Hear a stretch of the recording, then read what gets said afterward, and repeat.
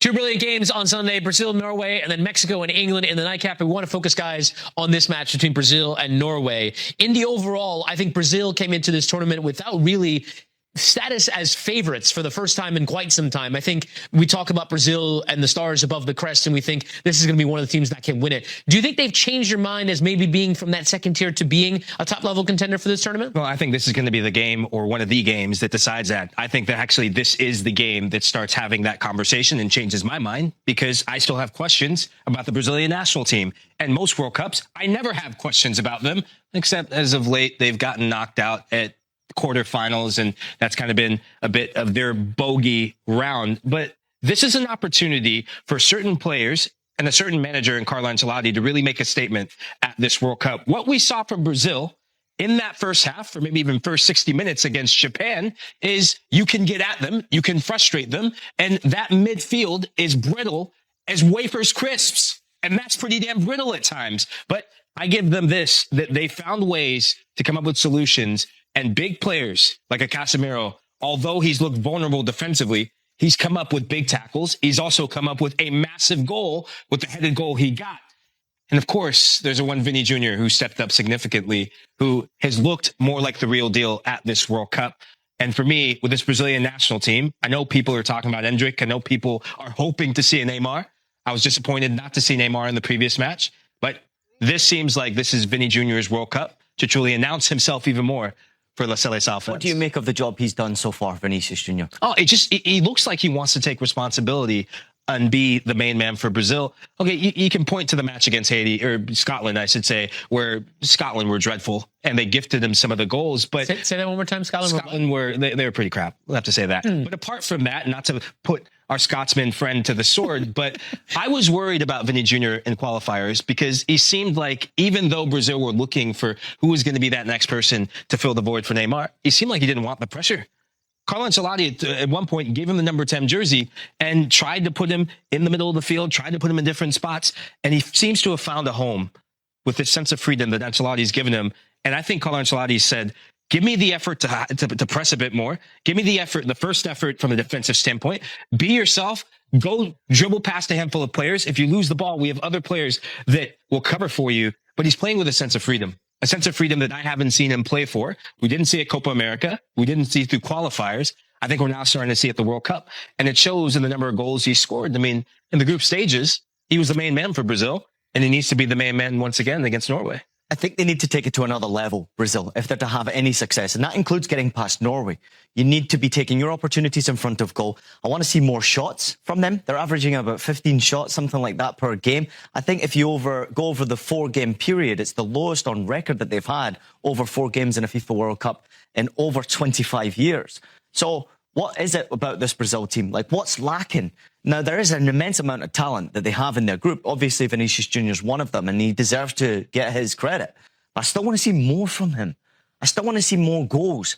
Bruno Guimaraes has been quietly successful for them. He's got 4 assists already in this World Cup. I didn't even have a clue that they were in Scotland's group. I watched every Brazil game. I had no idea that Bruno Guimaraes had 4 assists.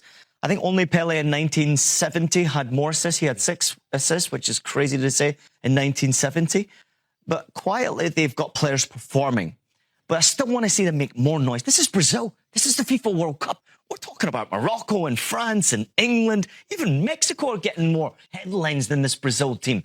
You know, where's the statement from Brazil? They need to make a statement. Erling Haaland and all these roars out there are making so much noise, the Viking roar. Now's the time to put them to the sword a little bit. Sorry, pun intended. Whoa. But now's the time to put them to the sword. If you're going to make a statement, you've got to do so in big games like this. But easier said than done. You're coming up against the Norway side that are actually a very good side. They're a team that concede a lot of goals and also score a lot of goals, right? We've seen them be, punished heavily against France in their group stage. They've conceded 8 goals already in the competition, but they've scored a lot, right? And they've scored enough to get themselves through to the stage and created some sort of history. And I think they're relying so heavily on, obviously, the goal scoring and the creation. Martin Odegaard's been exceptional. Absolutely brilliant. But I always think it comes down to Erling Haaland when it comes down to big games. I just want to make one point about what they've done, obviously, offensively, especially with Odegaard and his creation. It's been fun to watch, very pleasing on the eye.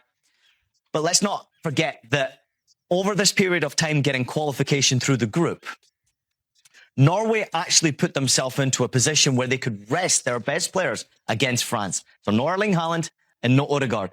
Those two players had one game, obviously, to go through to get to this point in the knockout stage, which means that they played one game in 13 days. So you've got Erling Haaland and Odegaard rested, ready to rock and roll. You've got a guy who's scored, I think it's 13 consecutive games, 25 goals in 13 consecutive games. This is going to be a challenge for Brazil. I hate to say that it's coming from Norway, but with Erling Haaland and Martin Odegaard, they are two of the best players, I think, at this competition. And if they turn it on, Brazil could be in trouble, you know. And that one game that they played was indoors as well. The one thing you will say, though, it has been very hot in the northeast of the country, which is where the game will be played, a 4 p.m. kickoff from MetLife in New Jersey. So Norway going to have to be ready for the conditions. And for more of this game, let's bring in our gambling expert, John Buckets Eimer, who is live with us now. And Buckets, what do you have for us on this match in terms of your 3 best bets for Norway against Brazil? Got 3 best bet for you guys. But first of all, Ian, Paul, Joy, I love you so much. You just built up everything I was about to say, and you're going to make me look smarter than I actually am, because bet number 1, we don't trust Norway's defense. As Ian said, they've conceded 8 goals already. So why would we expect them to fix that against the Brazil side, who has better attacks than what they've been dealing with? Both teams have scored over 2.5 goals at plus money. Yes, please, plus 110. I will take that regardless of Norway's opponents, because they're going to have to score goals knowing how much their defense has been struggling. I think we're going to see at least 4 goals in this game. So I'm expecting this to hit maybe even in the first half if we want to get crazy with it. But bet number 2, Erling Haaland anytime goal scorer. I believe Ian said he scored in 13 games straight now, 25 goals over 13 matches. He's just inevitable at this point. It doesn't matter where he is on the pitch or what's going on. He's going to find that goal, and I'm going to take him if we ever get him at plus money. And at plus 130, it's definitely worth a stab for me. And then the big one.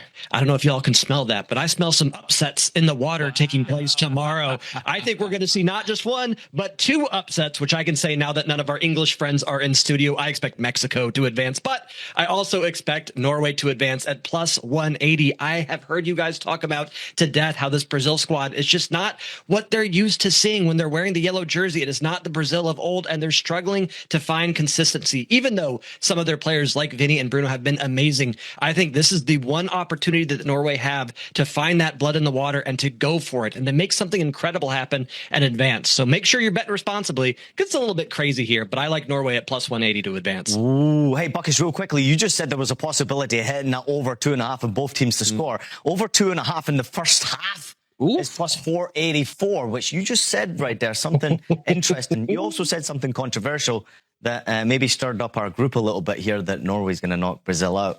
I back my boy. You do? I back my boy, John Buckets. Buckets, reach with the left hand. What's in the cup, man? Because you're definitely drinking. What's in the cup? Please don't get him to pick up any beverage. We saw what happened already. Vinny Jr. is going to go up against Pedersen.